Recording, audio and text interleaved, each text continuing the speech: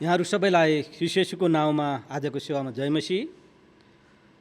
तपाईँहरूको बिचमा मैले आजको वचन विश्वासमा कसरी कदम चाल्ने भन्ने सम्बन्धमा लिएर आएको छु र म विशेष गरेर दोस्रो कोरिन्थी 5:7 पद म तपाईँहरूको अगाडि पढ्न चाहन्छु। किनकि हामी विश्वासद्वारा हिँड्छौँ, देखिने कुराको आधारमा होइन। मैले यसलाई नै आजको मुख्य आधार खण्ड बनाएको छु। हामी एउटा प्रार्थना गर्नेछौँ र परमेश्वरको अगुवाई माग्नेछौँ। परमेश्वर पिता, आज हामी तपाईँको वचन बाँड्न गइरहेको छु। प्रभु, तपाईँले अनुग्रह गर्नुहोस्, पवित्र आत्माको भरपुरी पवित्र आत्माको निर्देशन र अगुवाई दिनुहोस्। त्यसरी नै हाम्रा प्रियहरूले जोहरूले वचन सुन्नुहुनेछ उहाँहरूलाई पनि यो वचन हृदयमा गर्न सकेको होस् भनी बिन्ती अनि प्रार्थना गर्छौँ। किनभने तपाईँको वचनमा शक्ति छ। यो वचनले मानिसको हृदयलाई परिवर्तन गर्न सक्छ। त्यसैले हामी यही बिन्ती प्रार्थना गर्छौँ। आजको सेवालाई तपाईँको हातमा राख्छौँ। तपाईँलाई इच्छा लाग्दो सेवा हुन सकेको होस् प्रभु, र हामीलाई कुनै पनि कुराहरूले, शरीरका दुर्बलताका कुराहरूले, कुनै पनि कुराहरूले विघ्न बाधा नदिएको होस् प्रभु। हामी यही बिन्ती गर्छौँ। आजको वचनले हामीलाई नयाँ गरी खार्नुहोस्, नयाँ गरी अझै आत्मामा नयाँ शक्ति र अभिषेक दिनुहोस् भनी बिन्ती अनि प्रार्थना गर्छौँ। धन्यवाद चाहन्छौँ सबै कुरा तपाईँ जिउँदो अनि पवित्र प्रभु येशू ख्रीष्टको नाउँमा, आमेन। विश्वासको कदम कसरी चाल्ने? विश्वास चाहिँ आशा राखिएको कुराको निश्चय र नदेखिएको कुराको दृढ भरोसा हो। यसले भावना र विचार र हृदयलाई प्रभाव पार्छ। यो अनुभवमा पनि आधारित हुन्छ। हामी विश्वासमा कसरी हिँड्छौँ त? यो हिँड्ने सम्बन्धमा हामी हिब्रू 11:1-3 पद पनि म तपाईँहरूको अगाडि राख्न चाहन्छु। हिब्रू 11:1-3 पद। हिब्रू 11:1-3 पद। अब विश्वास चाहिँ आशा राखिएका कुराको निश्चय र नदेखिएका कुराको दृढ भरोसा हो। किनकि यसै विश्वासद्वारा प्राचीन मानिसहरूलाई परमेश्वरले ग्रहण गर्नुभयो। विश्वासद्वारा हामी बुझ्दछौँ कि सारा विश्व परमेश्वरको वचनद्वारा सृष्टि भयो र जो आज दृश्य छन् यी सबै अदृश्य कुराबाट बने। हरेक चिज सूक्ष्म अणु परमाणुबाट बनेका हुन्छन्, तर तिनलाई हामी देख्न सक्दैनौँ। यसकारण दृश्य चिज अदृश्य वस्तुबाट बने। आज हामी संसारमा हेर्ने हो भने सबै कुराहरू मानिसले देखेका कुराहरूलाई मात्रै विश्वास गर्ने कुरा सम्भव छैन। आज संसारले बुझ्दै आएको छ, वैज्ञानिकहरूले पनि यो कुरो बुझेका छन् कि अब चाहिँ मुख्य कुरो चाहिँ अदृश्य चिजहरूबाट नै दृश्य चिज बनिरहेछन् र यी अदृश्य चिजहरू चाहिँ कहिल्यै पनि परिवर्तन हुँदैनन्, तर दृश्य चिजहरू चाहिँ परिवर्तन हुन्छन्। त्यसकारणले हामीलाई स्पष्ट थाहा हुन्छ दृश्य चिजहरू चाहिँ अदृश्य चिजबाट बनेका छन्। अब आयो विश्वासमा हिँड्ने प्रक्रियाहरू के हुन् त? पहिलो कदम, पहिलो कुरो चाहिँ येशू ख्रीष्टलाई प्रभु र मुक्तिदाता भनी हृदयमा ग्रहण गर्नु। त्यो चाहिँ पहिलो कदम हो विश्वासद्वारा हिँड्ने सम्बन्धमा। येशू ख्रीष्टलाई प्रभु र मुक्तिदाता भनी आफ्नो हृदयमा ग्रहण गर्नु। र दोस्रो कदम के हुन सक्छ? अब दोस्रो कदम चाहिँ गन्तव्यमा अघि बढ्न ख्रीष्ट येशूलाई निरन्तर आफ्नो लक्ष्य बनाउनु। ख्रीष्ट येशू मेरो विश्वास भनेर हृदयमा दृढ पक्का गर्नु चाहिँ दोस्रो कदम। अनि तेस्रो कदम चाहिँ समस्याहरूलाई पार गर्दै अघि बढ्नुपर्छ। बाधा आउने कुराहरूलाई चिर्दै अगाडि बढ्नुपर्ने हुन्छ।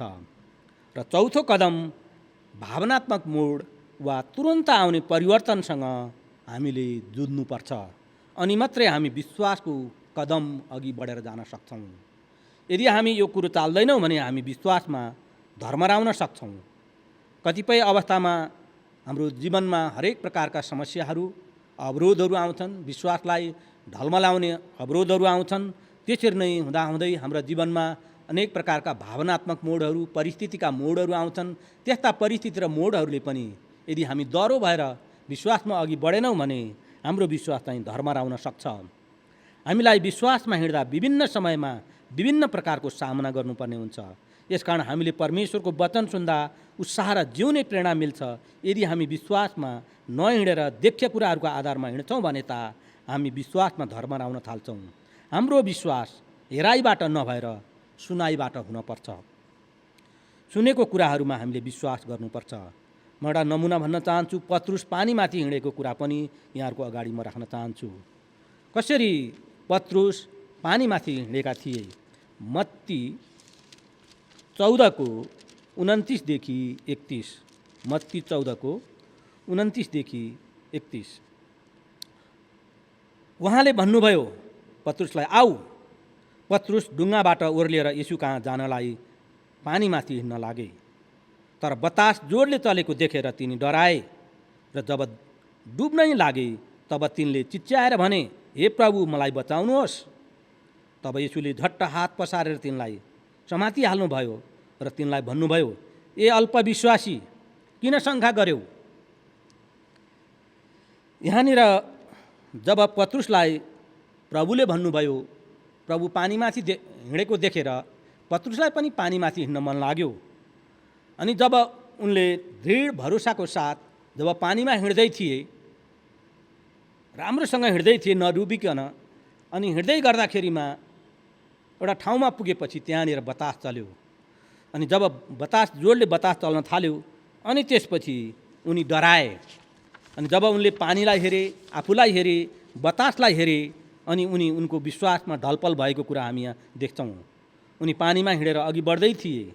त्यसबेला बतास चल्न थाल्यो अनि उनले बतासलाई हेरे, पानीलाई हेरे, अनि त्यसपछि उनी डराउन थाले र डुब्न लागे। जब हामी पनि प्रभुलाई नहेरेर संसारलाई हेर्न थाल्छौँ, हामी पनि डुब्न लाग्छौँ। त्यसरी नै हामी अल्पविश्वासी हुन्छौँ। हामी आज मण्डलीमा धेरैजना अल्पविश्वासी भएका छौँ। धेरै मन डुलाएर शङ्का गर्छौँ अनि हामी विश्वासमा कमजोर, घरिघरि लड्ने, काममा सफलता नपाउने, हारको जीवन, अभावको जीवन, निराशको जीवन जिएका हुन्छौँ। किनकि हामीमा अल्पविश्वास र शङ्काको कारणले गर्दा यस्तो भएको हो। यही कुरा हामी थाहा पाउँछौँ जब विश्वासमा निडर भएर हिँड्दाखेरिमा पत्रुस पानीमाथि हिँडे। जब उनले परिस्थितिलाई हेर्न थाले, बतासलाई हेर्न थाले, समस्याहरूलाई हेर्न थाले, आफूलाई हेर्न थाले, पानीलाई हेर्न थाले, उनी विश्वासमा डगमगाएर डुब्न लागे। त्यसरी नै कतै तपाईँ र म पनि आज प्रभुलाई नहेरेर संसारतिर हेर्न थालेका छौँ भने वा शङ्का गर्न थालेका छौँ भने अवश्य पनि हामी पनि एउटा अल्पविश्वासी भएर हामी डगमगाउन थाल्छौँ, लड्न थाल्छौँ, डुब्न थाल्छौँ। त्यसरी नै म हिब्रू 12:2 पनि तपाईँहरूको अगाडि राख्न चाहन्छु। हिब्रू 12:2। हाम्रो विश्वास सुरु गर्नुहुने हाम्रो प्रभु हुनुहुन्छ। यहाँनिर हिब्रू 12:2ले कसरी बताएको छ हामी हेर्नेछौँ। हामी यहाँनिर पाउँछौँ, अब विश्वास चाहिँ आशा राखिएका कुराको निश्चय र नदेखिएका कुराको दृढ भरोसा हो। किनकि यसै विश्वासद्वारा प्राचीन मानिसहरूलाई परमेश्वरले ग्रहण गर्नुभयो। हाम्रो विश्वास सुरु गर्नुहुने र पुरा गर्नुहुने येशूलाई हेरौँ। उहाँले विश्वासको कदम चाल्ने कुरामा कुनै सम्झौता गर्नु भएन। उहाँलाई थाहा थियो क्रुसमा मर्नु र दुःख सहनु, अपमान सहनु, कष्ट सहनु, शारीरिक वेदना सहनुलाई केही जस्तो ठान्नु भएन। उहाँले पिताको आज्ञालाई सर्वोपरि ठान्नुभयो र स्वर्गीय महिमित स्थानलाई हेर्नुभयो। स्वर्गीय स्थानसम्म आज्ञाकारी बन्नुभयो। अब कुरा आउँछ, कसरी अब हामी विश्वासमा अघि हिँड्ने त? यो विश्वास कहाँबाट आउँछ, केबाट आउँछ? रोमीको पुस्तकमा धेरै पटक बताइसकेको छ कि विश्वास कताबाट केबाट आउँछ। रोमी 10:17 पनि म तपाईँहरूको अगाडि राख्न चाहन्छु। रोमी 10:17। जे सुनिएको छ त्यसैबाट विश्वास आउँछ, जे सुनिन्छ त्यो ख्रीष्टको प्रचारबाट आउँछ। यहाँनिर हामी पाउँछौँ, त्यसैले ख्रीष्टको प्रचारलाई हामी गुड न्युज भनेर सुसमाचार भनिएको पनि यसै कारणले हो। सुसमाचार, असल समाचार। त्यसरी नै सुनाइ चाहिँ परमेश्वरको वचन हो, जुन बाणी बाइबलद्वारा मानिसलाई दिएको छ।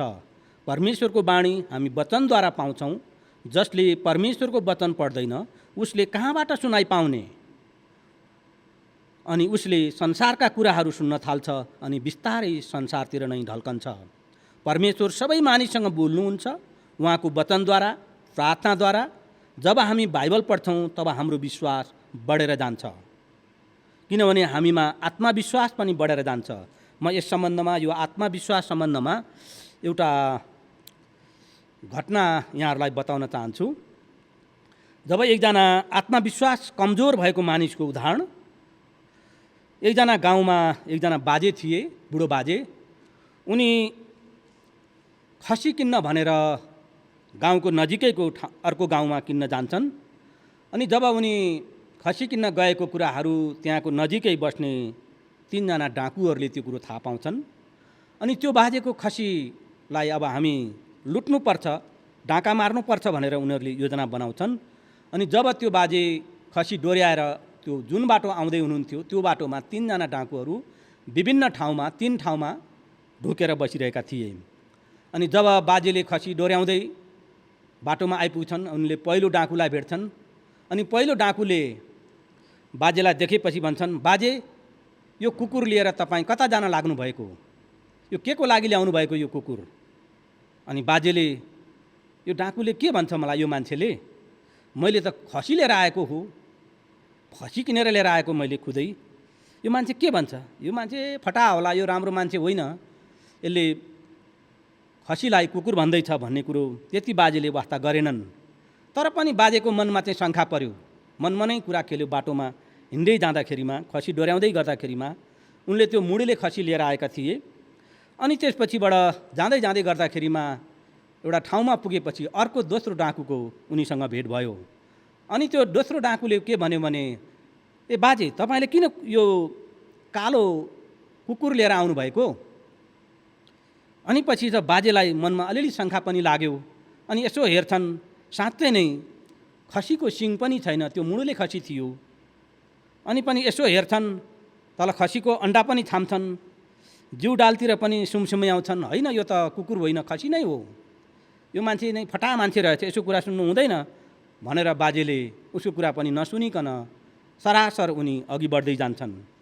अनि जाँदै गर्दाखेरि उसको मनमा चाहिँ धेरै कुराहरू मनमा कुरा खेल्छ। साँच्चै नै मैले कुकुर पो ल्याएँ कि, किनभने यो खसीको त कुकुर सिङ पनि छैन हो। आजभोलिका मानिसहरूले कुकुरको त पुच्छर पनि काट्छन्, यसको सायद पुच्छर पनि छोटो छ। साँच्चै नै मैले कुकुर पो ल्याएँ कि भन्ने धेरै मनमा कुरा उसको खेल्दै जान्छ। अनि जाँदै गर्दाखेरिमा फेरि अन्तिममा उनले तेस्रो डाकुलाई भेट्छन्। अनि तेस्रो डाकुले पनि भन्छ, ए बाजे, यो कालो कुकुर किन लिएर आएको? के को लागि लिएर आउनुभयो यो? अनि पछि बाजेको मनमा एकदमै ठुलो ढ्याङ्ग्रो ठोकिन्छ। अनि उनले भन्छन्, साँच्चै नै मैले त कुकुरै पो ल्याएछु कि भनेर। अनि हेर्छन्, साँच्चै नै खसीको त सिङ हुनुपर्ने, यो खसीको त सिङ पनि छैन। साँच्चै नै आजका मानिसहरूले कुकुरको त पुच्छर काट्छन्, त्यही कारणले उसले पनि अब त्यहाँ पुच्छर पनि देख्दैन, घुमेको पुच्छर। अनि अन्तिममा उसले साँच्चै नै यो मैले कुकुरै लिएर आएछु भनेर त्यो खसीलाई केही परपछि गएर बाटैमा छोडिदिन्छन्। अनि अन्तमा 3टा डाकुहरू मिलेर त्यो खसी उनीहरूले लैजान्छन् र अनि उनीहरूले भोज मनाउँछन्। यसमा मैले जोड्न खोजेको कुरा चाहिँ के हो भने आत्मविश्वासको कुरा। जुन कुरो उनले देखेका थिए, आत्मविश्वास मनमा थियो, तर पनि उनमा एकदम कमजोर आत्मविश्वास भएको कारणले उनले खसीलाई पनि कुकुर सम्झे, 3 जना डाकुको बहकाउमा परे। आज कतिजना हाम्रा विश्वासीहरू पनि आफ्नो विश्वासमा पछाडि परेका छन्, बहकाउमा परेका छन्। संसारका कुराहरूले, साथी सङ्गिनीका कुराहरूले, विभिन्न कुराहरूले आज मानिसहरूले साँचो र जिउँदो परमेश्वरलाई चिनेर पनि, हृदयमा महसुस गरेर पनि आज आत्मविश्वास कम भएको कारणले उनीहरूको हृदय धर्मराएको छ। त्यस कारणले म यही कुरो भन्न चाहन्छु, जे हामीले सुनेका छौँ, जे कुरो पाएका छौँ, ख्रीष्ट येशू साँचो हुनुहुन्छ, आत्मविश्वास बलियो साथ हामी अघि बढ्नुपर्छ भन्ने सन्देश म यहाँहरूलाई दिन चाहन्छु। यूहन्ना 1:9-12, यूहन्ना 1:9-12 यो पद पनि म तपाईँहरूको अगाडि राख्न चाहन्छु। हरेक मानिसलाई ज्ञान प्रदान गर्ने साँचो ज्योति संसारमा आउँदै हुनुहुन्थ्यो। उहाँ संसारमा हुनुहुन्थ्यो, संसार उहाँद्वारा बनियो, तापनि संसारले उहाँलाई चिनेन। उहाँ आफ्नै मानिसहरू कहाँ आउनुभयो, तर उहाँका आफ्ना मानिसहरूले उहाँलाई ग्रहण गरेनन्। तर जतिले उहाँलाई ग्रहण गरे र उहाँको नाउँमाथि विश्वास गरे, उहाँले तिनीहरूलाई परमेश्वरको सन्तान हुने अधिकार दिनुभयो। हरेक मानिसलाई ज्ञान प्रदान गर्ने साँचो ज्योति संसार उहाँद्वारा बनियो। जतिले उहाँलाई ग्रहण गरे त्यतिले मात्रै परमेश्वरको सन्तान हुने हक पाए। संसारमा सबैभन्दा ठुलो कुरो चाहिँ अधिकार प्राप्त गर्नु पनि हो। जब हामीलाई अधिकार प्राप्त गर्छौँ तब मात्रै हामीलाई हक प्राप्त हुन्छ। बिना हक बिना अधिकार हक प्राप्त हुँदैन। त्यसरी नै म पहिलो यौन्ना 1:5-7 पद पनि म यहाँनिर पढ्न चाहन्छु। पहिलो यौन्ना 5:7 गवाही दिने त पवित्र आत्मा नै हुनुहुन्छ, किनकि पवित्र आत्मा सत्य हुनुहुन्छ। गवाही दिने पवित्र आत्मा हुनुहुन्छ तपाईँ र मलाई, किनकि उहाँ चाहिँ सत्य हुनुहुन्छ। पवित्र आत्माले कहिल्यै पनि झुट बोल्नुहुन्न। त्यसरी नै म पहिलो पत्रुस 1:23 देखि 25 पद पनि यहाँ पढ्न चाहन्छु। परमेश्वरको जीवित र नित्य रहने वचनद्वारा विनाशी होइन तर अविनाशी ब्रियबाट तिमीहरू नयाँ गरी जन्मेका छौ। किनकि सबै प्राणी घाँस जस्तै हुन् र तिनका सबै गौरव घाँसका फूल जस्ता। घाँस ओइलाउँछ र फूल झरिहाल्छ, तर प्रभुको वचन सदा सर्वदा रहिरहन्छ। परमेश्वरको जीवित र नित्य रहने अविनाशी ब्रियबाट तिमीहरू नयाँ गरी जन्मेका छौ। संसारमा जन्मदा आमा बाबुबाट विनाशी ब्रियबाट जन्मेकाहरूले एक दिन शरीरमा मर्छौँ, तर परमेश्वरको अविनाशी ब्रियद्वारा जन्मेकाहरू कहिल्यै मर्दैनन्, अनन्त जीवनमा प्रवेश गर्छन्। अविनाशी ब्रिय भनेको परमेश्वरमा विश्वास गर्नु नै हो। यो विश्वास सुनाइबाट परमेश्वरको वचनबाट आउँछ।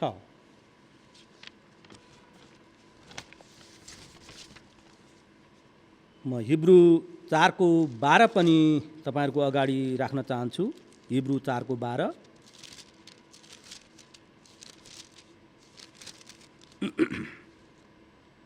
किनकि परमेश्वरको वचन जीवित र क्रियाशील हुन्छ र कुनै पनि दुईधारे तरबारभन्दा बढी धारिलो हुन्छ। यसले प्राण र आत्मालाई, त्यसका जोर्नी र हाडको गुदीसम्मलाई भाग पारुन्जेल वारपार छेन्ने र हृदयका विचार र इच्छा जाँच्न सक्ने हुन्छ। किनभने परमेश्वरको वचन शक्तिशाली छ, जसले मानिसको हृदयलाई र मानिसको विचारलाई सजिलैसँग परिवर्तन गर्न सक्छ, जसले काट्न र हृदयको विचारलाई जाँच्न पनि सक्छ। योभन्दा शक्तिशाली अरू के हुन सक्ला र? जब हामी नाबालक हुँदा आमाले बच्चालाई सुरुमा आमा भन भनेर वा बाबालाई बाबा भन भनेर सिकाएको हुन्छन्, अनि त्यो शब्द नै त्यो बच्चाको निम्ति सुनाइ हुन्छ। त्यसपछि त्यो बच्चा अलि ठुलो हुन्छ अनि बोल्न थाल्छ, अनि उसले पछिबाट यो कुरोमा विश्वास गर्छ। अनि आमा भनेको चाहिँ मलाई जन्म दिने, अनि बाबा भनेको मलाई पालन पोषण गर्ने, हुर्काउने, वास्ता गर्ने, शिक्षा दीक्षा दिने व्यक्ति रहेछ भनेर उसले बुझ्दछ, त्यो ज्ञान पाउँछ। किनकि त्यहाँनिर सुनाइबाट नै त्यो विश्वास आयो। त्यसरी नै हामी पनि अविनाशी ब्रियबाट जन्मेका परमेश्वरका छोराछोरीहरू पनि त्यसरी नै परमेश्वरको वचनबाट हाम्रो विश्वास आयो। अनि यही विश्वासद्वारा नै हामी थाहा पाउँछौँ कि, अनुभव गर्छौँ कि परमेश्वर पिता, पुत्र, पवित्र आत्माले कसरी हामीलाई हुर्काउनु भयो। अब हामी जवान भयौँ अनि हाम्रो दायित्व के हो त? कसरी अगाडि बढ्ने आदि कुराहरू हामीले कसरी ज्ञान पाउने, त्यो कुरो पनि हामीले बुझ्नुपर्ने हुन्छ। जब हामी परमेश्वरको आवाज सुन्छौँ, पढ्छौँ, अनि बिस्तारै हाम्रो विश्वास बढेर जान्छ। किनभने परमेश्वरको वचन सत्य छ। परमेश्वरको वचन एउटा असल सुसमाचार, हामी गुड न्युज पनि भन्छौँ। यो जति असल र गुड न्युज संसारमा अरू कुनै पनि हुन सक्दैन, जसले तपाईँ र मलाई जीवन दिन्छ। तपाईँ र म चाहिँ आज अविनाशी ब्रियबाट परमेश्वरको वचन र विश्वासद्वारा हामी जन्मेकाहरू। हाम्रो आशा चाहिँ यो संसारमा मात्रै नभएर अनन्तमा जिउने आशा लिएका मानिसहरू हौँ। हो, संसारमा आमाबाबुबाट जन्मेका विनाशी ब्रियबाट जन्मेकाहरू शरीरमा एक दिन मर्छन्, तर परमेश्वरको अविनाशी ब्रियहरूबाट जन्मेकाहरू कहिल्यै पनि मर्दैनन्, आत्मामा कहिल्यै पनि मर्दैनन्। त्यसरी नै यूहन्ना 10:27 देखि 30 पद पनि म पढ्न चाहन्छु। यूहन्ना 10:27 देखि 30 पद।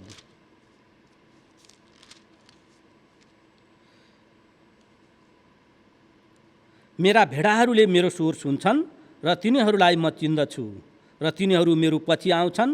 तिनीहरूलाई म अनन्त जीवन दिन्छु र तिनीहरू कहिल्यै नष्ट हुने छैनन् र कसैले तिनीहरूलाई मेरो हातबाट खोसी लैजाने छैन। मेरा पिताले ती मलाई दिनुभएको छ। उहाँ सबैभन्दा महान हुनुहुन्छ। पिताको हातबाट कसैले तिनीहरूलाई खोसी लाने छैनन्। पिता र म एक हौँ। भेडाहरूले आफ्नो गोठालाको स्वर चिन्छन्। यदि त्यो गोठालो यदि वनमा लुकेर पनि टाढाबाट एउटा ठाउँबाट उसले भेडाहरूलाई बोलायो भने अवश्य पनि ती भेडाहरूले गोठालोलाई नदेखे तापनि आवाजको हिसाबले पनि यो मेरो गोठालो हो भनेर चिन्दछन्। त्यसरी नै येशू प्रभु पनि हाम्रो मालिक वा गोठालो हुनुहुन्छ। हामीले उहाँको आवाज परमेश्वरको वचन बाइबलद्वारा नै पाउँछौँ र सुन्छौँ र विश्वास गर्छौँ। गोठालोले भेडाको रक्षा गर्छ, सुरक्षित ठाउँमा लैजान्छ र टाढैबाट पनि आवाज पछ्याउँछ। उसको विश्वास कहाँबाट आयो त्यो भन्दाखेरि आवाजबाट नै, सुनाइबाट आयो। आवाज चाहिँ परमेश्वरको वचन हो। त्यसरी नै अब हामी गन्तव्यमा अघि बढ्छौँ र गन्तव्यमा अघि बढ्दै जाँदाखेरिमा दोस्रो तिमोथी पनि म तपाईँहरूको अगाडि राख्न चाहन्छु। दोस्रो तिमोथी 4:7 देखि 8। मैले उत्तम लडाइँ लडेको छु, मैले दौड सिद्ध्याएको छु, मैले विश्वासलाई बचाइराखेको छु। अब उपरान्त मेरो निम्ति धार्मिकताको मुकुट राखिएको छ, जो धार्मिकताको न्यायाधीश प्रभुले यस दिन मलाई दिनुहुनेछ र मलाई मात्र होइन तर उहाँको पुनरागमन प्रिय मान्ने सबैलाई दिनुहुनेछ। जब हामी गन्तव्यतर्फ अगाडि बढ्छौँ त्यहाँ एउटा निशाना हुन्छ। त्यसलाई पछ्याउँदै दौडनेहरू अघि बढ्छन्। उनीहरूको एउटा लक्ष्य हुन्छ, त्यसलाई हेरेर अगाडि बढेका हुन्छन्। त्यसकारण हाम्रो जीवनको विश्वासको हिँडाइमा येशू ख्रीष्ट हाम्रो निशाना, हाम्रो लक्ष्य, हाम्रो आशा र अनन्त जीवनको भविष्य हो। ख्रीष्ट येशूलाई हेरेर, उहाँको आवाज पछ्याएर हामी विश्वासमा हिँड्नुपर्छ। हामी जहाँ जान्छौँ त्यसको सफा र ठुलो तस्बिर हाम्रो मानसपटलमा हुनुपर्छ। जीवनको बाटोमा धेरै प्रकारका मोडहरू आउँछन्, तर पनि विचलित नभई, नबहकी आफ्नो गन्तव्यमा लगातार अघि बढ्नुपर्छ। यहाँ एउटा मुकुट र इनाम पनि राखिएको हुन्छ। यसको न्यायकर्ता चाहिँ स्वयं ख्रीष्ट येशूले नै गर्नुहुन्छ। त्यसैले हामी आफ्नो विश्वासको दौडको ट्र्याकलाई नछोडिकन हामी अगाडि बढ्नुपर्ने हुन्छ। विश्वासको यात्रामा आफ्नाहरूबाट पनि सुरुका दिनहरूमा पनि धेरै अवरोध नआउने होइनन्। विश्वासको यात्रामा आफ्नाहरूबाट पनि अवरोध आउँछ। जब हामी विश्वासी वा ईसाई भएर जीवनमा अघि बढ्न थाल्छौँ, हाम्रा विश्वासका पाइलाहरू धर्मराउन थाल्छन्। यसको बाधा चाहिँ आफ्नो परिवार, साथीभाइ, आफन्तहरू, अन्य ईसाई मित्रहरू नै नआउँछन्। जब हामी आफूलाई हेरेर दाँच्न खोज्छौँ वा उनीहरूको आचरण निहाल्छौँ, अवश्य पनि हामी आफ्नो विश्वासको पाइलाहरूमा कमजोर हुन थाल्छौँ अनि हामी आफै पनि अघि बढ्न सक्दैनौँ। यसको नमुना स्वयं ख्रीष्ट येशूलाई पनि त्यस्तो नआएको होइन। जस्तै उहाँहरू आफ्नै चेलाबाट पनि, यहुदा इस्करियोतीबाट पनि उहाँलाई एउटा ठुलो चुनौती आएको थियो। जब आफ्नो चेला यहुदा इस्करियोतीले पनि चाँदीको 30वटा सिक्कामा आफ्नो विश्वासलाई बेचेको कुरा पनि यहाँ पाउँछौँ। तर पनि ख्रीष्ट येशू यो कुरामा विचलित हुनु भएन र उहाँ आफ्नो गन्तव्यमा अघि बढ्नुभयो। जब हामी येशू ख्रीष्टलाई हेरेर वा भरोसा नगरेर हामी मानिसहरूलाई दाँच्न खोज्छौँ, तब हामी परीक्षामा परेर विश्वासमा कमजोर हुन्छौँ। हुँदा एक दिन यही क्रम बढेर गयो भने विश्वासबाट ढल्छौँ वा हामी ब्याकस्लाइड पनि हुन्छौँ। त्यसकारणले हामी ख्रीष्ट येशूलाई हेरेर ख्रीष्ट येशूमा भरोसा गरेर हामी अघि बढ्नुपर्ने हुन्छ। जीवनको विश्वासको यात्रामा अकस्मात आउने मोडहरूले पनि तपाईँ र मलाई अप्ठ्यारो पार्न सक्छ। जीवनको यात्रामा विश्वासमा आउने मोडहरूले वा परिवर्तनहरू, जब हाम्रो जीवनमा अनेक प्रकारका मोडहरू आउँछन् वा नसोचेको परिस्थिति सृजना हुन्छन् अनि हामी आफूलाई अनुकूल छैन भने किन यस्तो भयो, किन मलाई मात्रै आदि इत्यादि प्रकारका कुरा मनमा खेल्न थाल्छन्। यस्तो अवस्थामा हाम्रो विश्वास धर्मराउन थाल्छ। लुका 22 देखि म 44 पद पनि म तपाईहरुको अगाडि पढ्न चाहन्छु। लुका 22:40 देखि 44 पद। यस ठाउँमा पुगेपछि उहाँले तिनीहरूलाई भन्नुभयो, तिमीहरू प्रार्थना गरिरहो र परीक्षामा नपर। उहाँ तिनीहरूबाट प्राय 30 मिटर पर गएर घुँडा टेकी प्रार्थना गर्नुभयो, हे पिता, तपाईको इच्छा भए यो कचौरा मबाट हटाइदिनुहोस्, तर मेरो इच्छा होइन तपाईकै इच्छा पुरा होस्। तब स्वर्गबाट एउटा दूत उहाँलाई बल दिन उहाँ कहाँ देखा परे। अत्यन्त कष्टमा परेर आग्रहपूर्वक उहाँ प्रार्थना गर्न लाग्नुभयो र उहाँको पसिना रगतका ठुला ठुला थोपा जस्तै जमिनमा खसिरहेका थिए। यस खण्डमा एउटा मोड आएको छ जहाँ प्रभु येशू ख्रीष्टले क्रुसको मृत्यु स्वीकार गर्नुभएको छ। उहाँ विश्वास योग्य हुनुहुन्थ्यो। उहाँले आफ्नो योजना परिवर्तन गर्नु भएन। मृत्युसम्म पिताको आज्ञाकारी हुनुभयो। विश्वास योग्य व्यक्तिलाई बल दिन एउटा स्वर्गदूत पनि त्यहाँनिर पठाइयो। जब येशू ख्रीष्ट एउटा अचम्म प्रकारको एउटा मोड उहाँको जीवनमा आयो अनि यस मोडमा उहाँलाई ठुलो चुनौती पनि थियो। अनि जब उहाँ जैतुन डाँडामा प्रार्थना गर्दै हुनुहुन्थ्यो अनि प्रार्थना गर्दै हुँदाखेरि कष्टको प्रार्थना, अब मृत्यु स्वीकार गर्नुपर्ने प्रार्थना थियो।